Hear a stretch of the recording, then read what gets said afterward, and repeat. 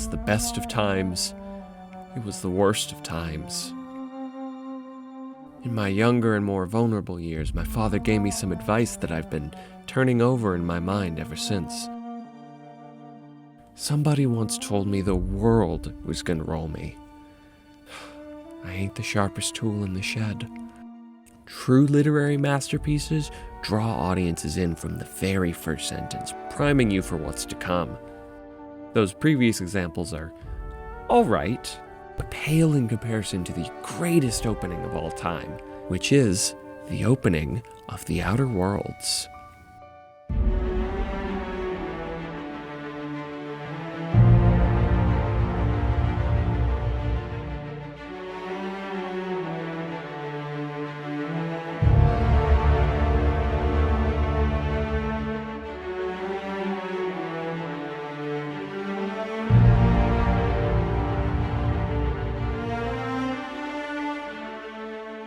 Hey y'all, welcome back. My memory's pretty shit, so I only remember one thing from high school English. Always open with something catchy. Now why is that so important? Well, you see, people get bored easily. If you don't grab their attention immediately, well, they might put your book down and hop onto Twitter. If there's one thing 19th century authors knew, it's that if you lose them to Twitter, you are never getting them back. Despite generations of authors knowing they needed to open on catchy lines, very few could write really good ones. So when you come across a good opening, you have to savor it like a fine wine. Which is exactly what I intend to do in this essay as I savor every minute I get to talk about The Outer Worlds. The Outer Worlds is a game released by Obsidian last year. It's a first-person shooter set in an Art Deco space future. Its central plot revolves around a scientist trying to steal corporate secrets and corporations trying to stop him. The Outer Worlds presents its players with a series of moral questions, provide compelling arguments for all sides, and lets you figure out for yourself how you want to proceed. And what's more, the game's opening perfectly sets up this dynamic by dashing right out of the gate with a juicy moral question and balanced presentation. If you join me for the next 20 minutes or so, I'll get into the nitty-gritty details. So without further ado, let's go.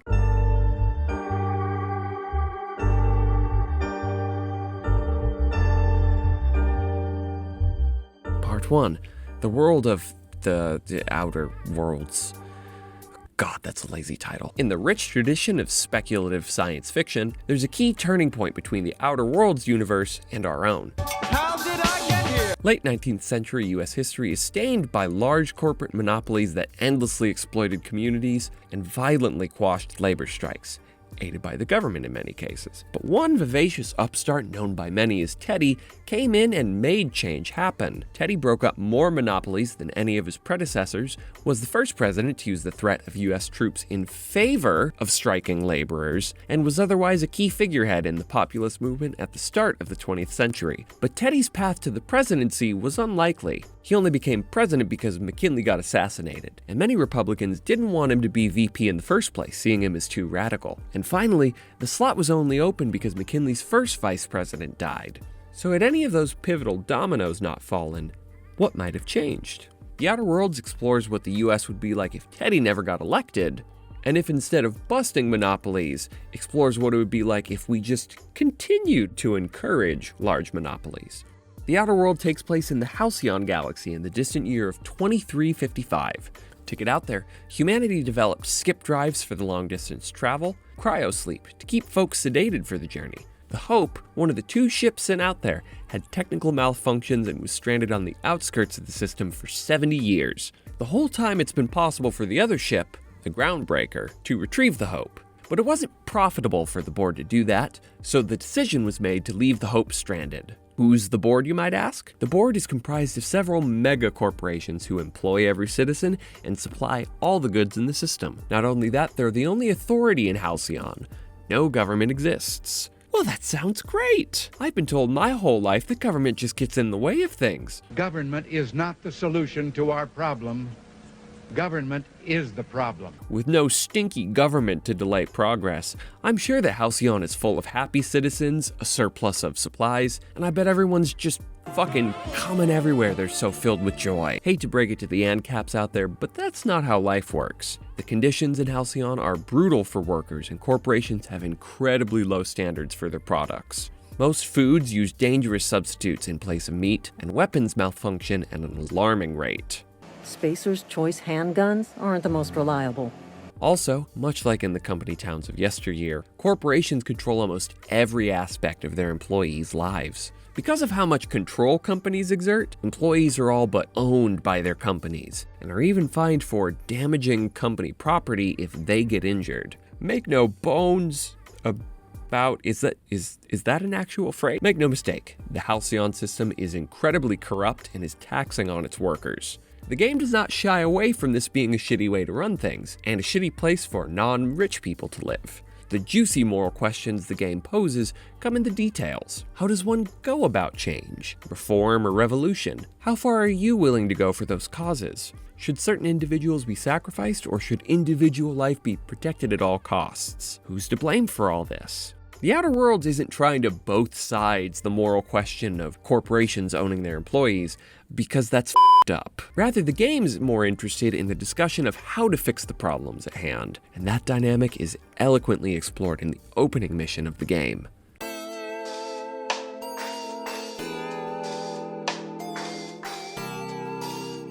Part 2.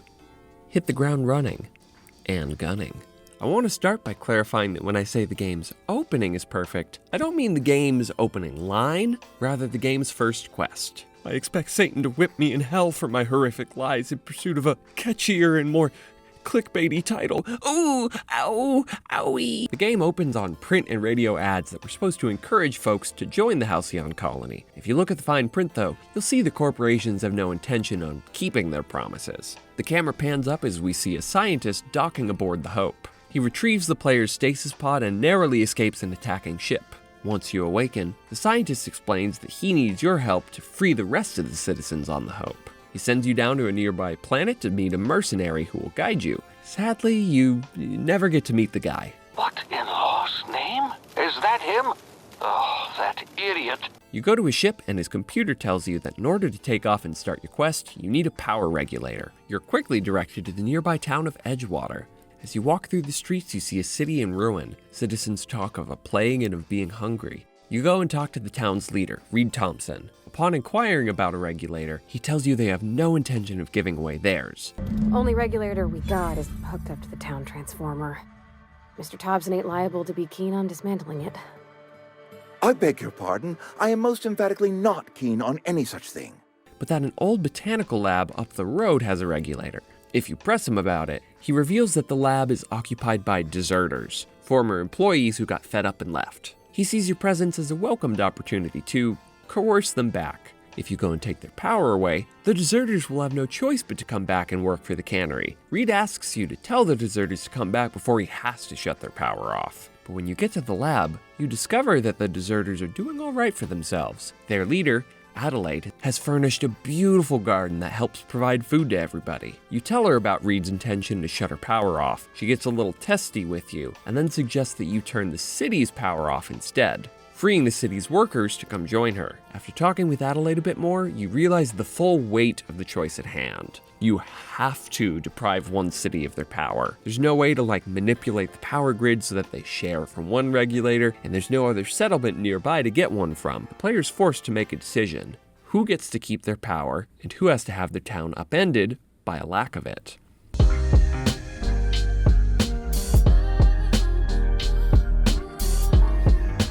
Part 3.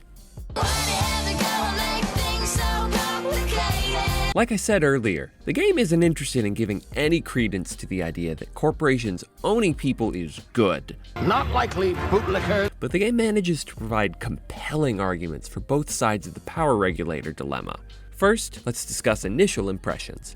The company town of Edgewater and its parent company, Spacer's Choice, are shown as pretty awful. The first person you talk to got injured by a faulty, misfiring Spacer's Choice weapon, is hesitant to accept medical assistance from someone outside the company for fear of financial penalty, yet proudly repeats the company's less than enthusiastic slogan. You've tried the best, now try the rest. Spacer's Choice.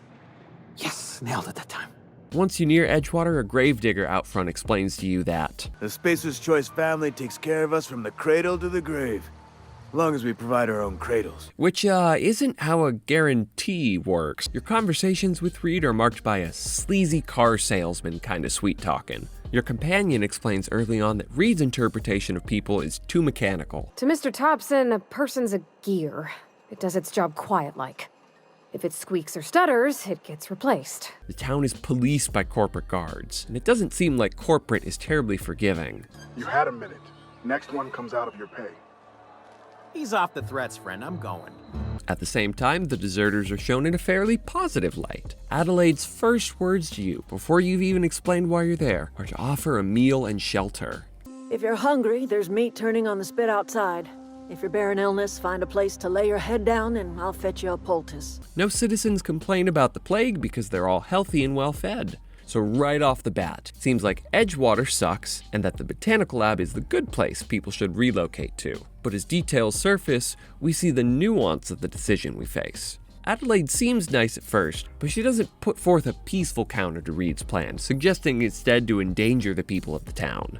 In trying to convince you that Edgewater manufactures loyalty from its citizens, Adelaide brings up the trauma of Pravarti's dead father as an example, an incredibly manipulative tactic. Grace, the town guard, reveals in a side quest that her ability to protect the lab is suspect. Somebody from the lab left without her noticing, so it's possible intruders could get in under her watch. The town's engineer, while well-meaning, isn't terribly, well, read.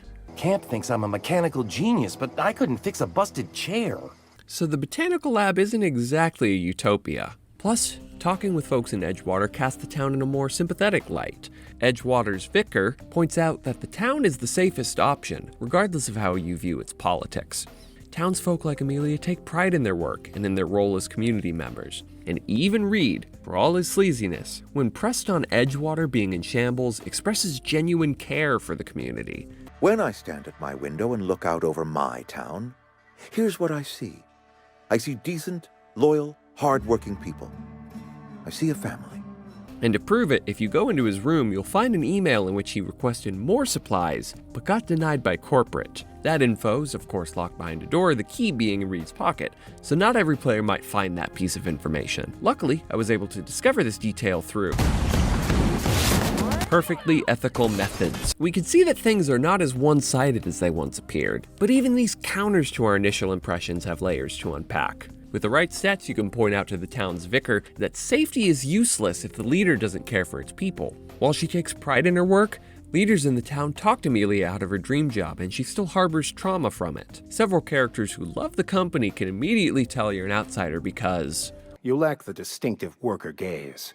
Usually either a deadening behind the eyes, or in some rare cases, a wild-eyed frenzy, like a trapped animal. one of the jobs provided by the company town and necessary for its success, the barber, is unprofitable and drives its operator into debt, which goes against the family and care-oriented messages folks like Reed spew. If you get into Reed's room through, again, perfectly ethical methods, right before the email where he asks for more supplies is an email telling his successor to starve out and crush the deserters. And though Adelaide does weaponize Pravarti's trauma, she's right. The company is responsible for Pravarti's father's death, yet gaslit her into absolving the company of blame. And again, the game doesn't prescribe how you're supposed to interact or feel about each individual citizen, but it really challenges you to think about every angle and make with the info you're given as you wish. Through the details, we can see a complex perspective laid out for us. A cheap dime store sci-fi story would have made the bosses be the bad guys and the outcasts the angels of moral purity. But the Outer Worlds is much more based than that. And while anyone looking at the sides of the argument might have their own conclusions they deem obvious, what I love is that the game never takes a side. It merely lays out pieces for you to decide what to do with. One of the channels we experience this balanced perspective through is Pravarti, your first companion. We first meet her deep in the trenches, trying to get Reed to understand simple concepts. It puts food in cans. We have food, we have cans. Why won't it work like we need? She's expecting Saltuna of a certain size. We're filling the cans with, well, not fish. When you talk to her further, you find her simultaneously wide-eyed and incredibly realistic when discussing what ails Edgewater. This leads her to jostle back and forth on how to proceed. At random points in the geothermal plant, she exclaims things like, I'm not sure what the right is. Alls I know is the decision's final. She's both the first one to argue against the town, when she explains that Reed's perspective is warped, and the last one to present an argument in favor of saving Edgewater. In her defense of Edgewater, she presents perhaps the most nuanced reasoning to leave the town alone, despite all its flaws. Edgewater's hurting. We've been losing workers year after year, and corporate hardly ever sends replacements. There's barely enough Saltuna to fill our bellies anymore. But the town's got some good people in it. Decent, hard-working folk just living their lives the only way they know how. They don't deserve to be punished. Having a character like her constantly by your side, filling your brain with a variety of high-level ideas from different perspectives, creates a holistic experience that never ceases to challenge your morals. Perhaps the most interesting question the opening mission poses is whether it's better to reform or revolutionize, which the game points to the limits and dangers of in each case. Spacer's Choice and Edgewater are in many ways the enemy of the worker, but that is, at times, shown to be an issue of execution. Reed admits to making critical mistakes along the way that weren't a foregone conclusion if leadership were more adept. I admit the fault was mine. I'm about as diplomatic as a bristling canid.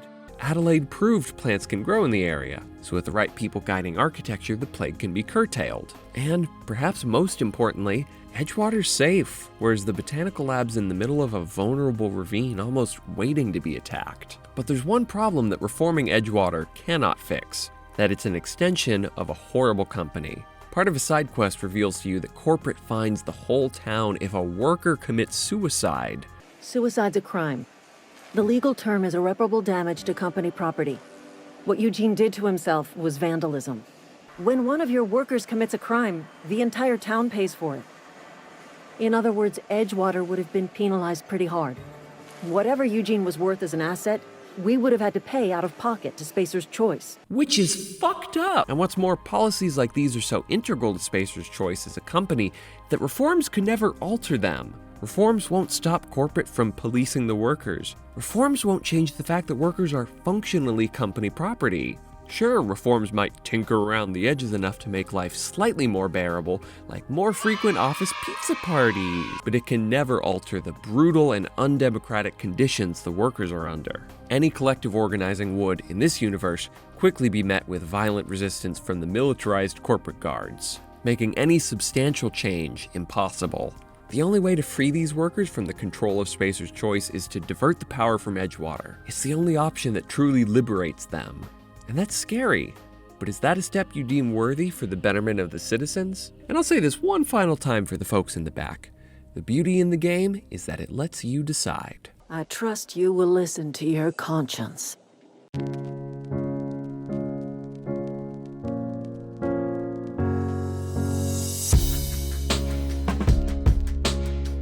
Part 4, a taste of what's to come.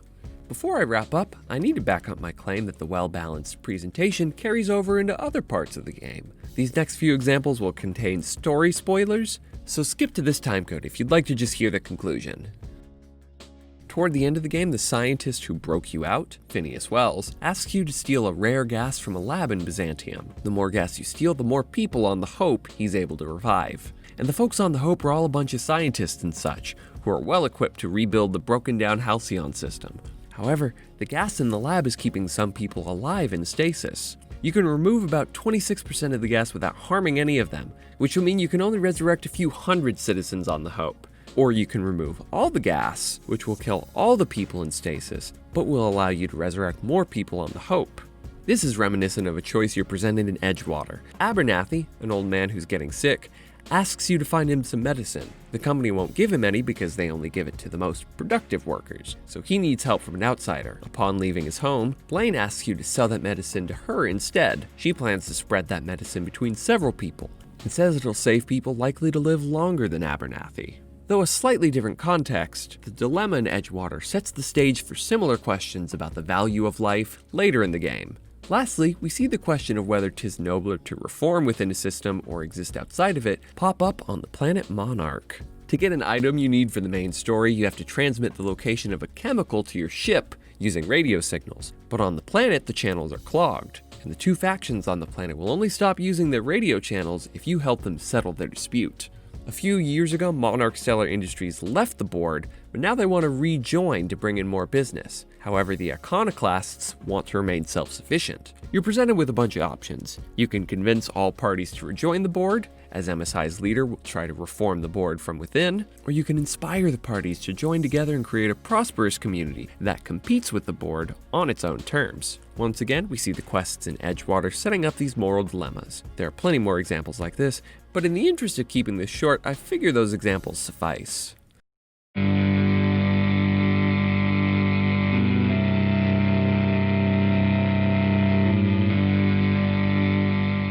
Part 5. Conclusion. No piece of content has given me more moral anxiety than The Outer Worlds in quite some time, and I love it for that. Its ability to credibly present both sides of a complex argument is masterful, and it manages to weave supports for arguments into everything from quests to propaganda posters to conversations you overhear while passing through a town. Its commitment to laying out pieces for you to pick up and do with what you may creates an extremely rewarding experience, the truest to form role-playing experience I've encountered since Fallout New Vegas. There's room for everyone to grapple with and refine their own moral code, and even to toy around with looking at life with a new set of lenses. I would definitely recommend the game, as it has quickly become one of my favorites. And it, without a doubt, has an opening that perfectly establishes the kind of moral dilemmas you'll be facing throughout the entire game. Anyway, thanks for watching, everybody. If you enjoyed the video, be sure to toss me one of them likes and subscribe down below, clicking the little bell so you can know the exact nanosecond I post a new video. My next video is a bit of a spiritual sequel to this one, so be extra sure to subscribe if you enjoyed this. Thanks much, and I'll see you next time.